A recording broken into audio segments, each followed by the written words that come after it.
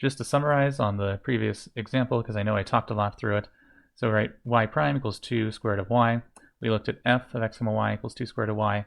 That one was okay as long as y was greater than or equal to 0. But then partial f partial y was only okay when y was greater than 0. It couldn't equal 0. So the existence and uniqueness theorems, right, we have our initial condition, x naught, y naught. We have our point.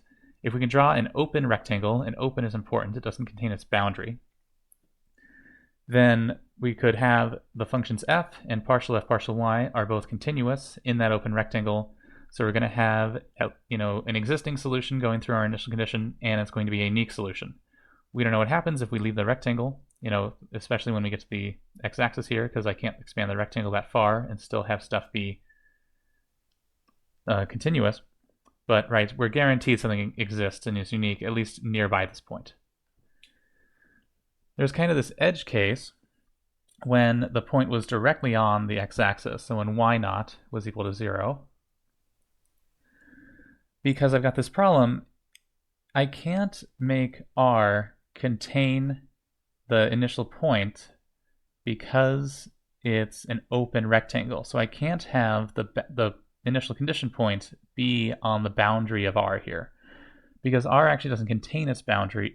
It's an open rectangle. It's the difference between, r is all the points greater than 0 and r is all the points greater than or equal to 0. R is open, so it only contains all the y values greater than 0. So I can't draw the rectangle like this and still have the point inside, but also if the rectangle goes below the x-axis, then f and partial y won't be continuous. So we actually couldn't really apply either of the existence and uniqueness theorems here, because we weren't able to draw a rectangle correctly. And we got some interesting behavior. We got actually an infinite number of solutions when we start on the x-axis. And then when the point was negative, so right, can't draw r that both contains x naught, y naught, and f is continuous because the bottom of r has to be below the x-axis to contain x naught, y naught, since r is an open rectangle, right? It doesn't contain its boundary. But f and partial y can't handle negative values of y, so I couldn't extend this rectangle down. Then the last case was when y naught was a negative number. Well, partial y can't handle negative y, once again, so I can't draw any rectangle around that initial condition and get f and partial y to be continuous or even make sense, because we end up with square roots of negative numbers.